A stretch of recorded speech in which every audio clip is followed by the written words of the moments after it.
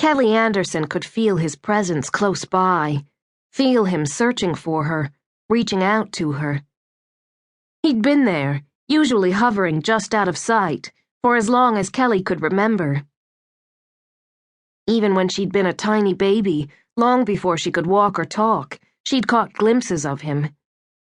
In her dreams, his face would come to her out of the darkness of sleep, leering at her, horrible features twisted into a malicious smile, his fingers, the clawed talons of a carnivorous bird, stretching toward her.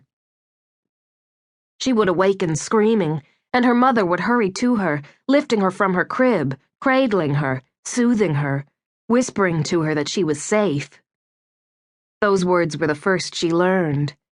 You're safe. Safe. Even now, at 16, she could remember speaking the word. Safe. But she hadn't been safe. Not then, when her mother had whispered to her that everything was all right, that she'd only had a terrible dream. And not now, when even wide awake she could feel him creeping closer to her, reaching out, reaching. For what? What was it he wanted from her? She knew nothing about the monstrous figure of her nightmares, had no idea who he was, nor where he'd come from. All she knew was that he was there, never far from her, waiting, and he wanted something. Tonight, as Kelly moved restlessly around the small house she shared with her parents, she knew he was closer than ever. It was an oppressive night, unseasonably hot for early June, the kind of thick, muggy night that hung heavily, threatening to suffocate her. She'd opened the windows an hour before in the vain hope that even the faintest of breezes might stir the air, might cool her skin, might even drive away the madness that threatened to destroy her tonight. She knew that's what it was. There was no man. There were no hands reaching out to her. It was in her mind, all of it. That's what she'd been told, first by her mother, and then by the doctors her mother had taken her to. The man who pursued her, who skulked eternally on the fringes of her life, existed only in her own mind. She'd made him up sometime long ago, and should have forgotten him too sometime almost as long ago. She'd talked to the doctor for an hour a week, and tried to do what he'd told her, tried to figure out why she might have invented the man.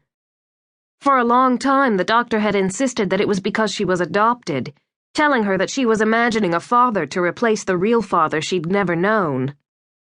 Kelly hadn't believed him. After all, if she was going to create a father, he wouldn't be anything like the terrible image she saw in her dreams. And why wouldn't she have imagined a mother, too? Besides, she'd seen the man long before she'd ever known she was adopted, long before she'd begun to understand how different she was from everyone else. Finally, when the nightmare man refused to go away, and she'd known he never would, she stopped talking about him, stopped trying to think of reasons why he might be there.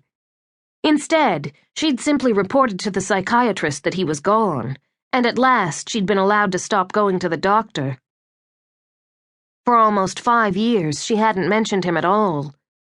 But the frightening image that haunted Kelly's nights had not gone away.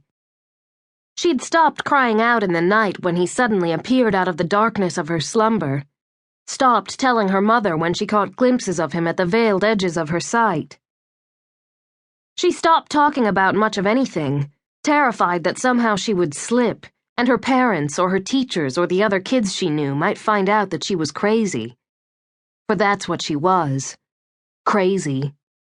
Her terrible secret was that only she knew it. But tonight it would end. She stopped her aimless prowling of the house and went to the small bedroom that had been hers for as long as she could remember. The hot, humid night seemed even more cloying in the confines of the room as Kelly glanced over the few objects that stood against its faded walls. It was, she thought, a tired-looking place, filled with worn-out furniture that had never been any good, even when it was new. Just like herself. Tired, worn out, never any good even to start with. A few months ago, Kelly had covered the walls with posters.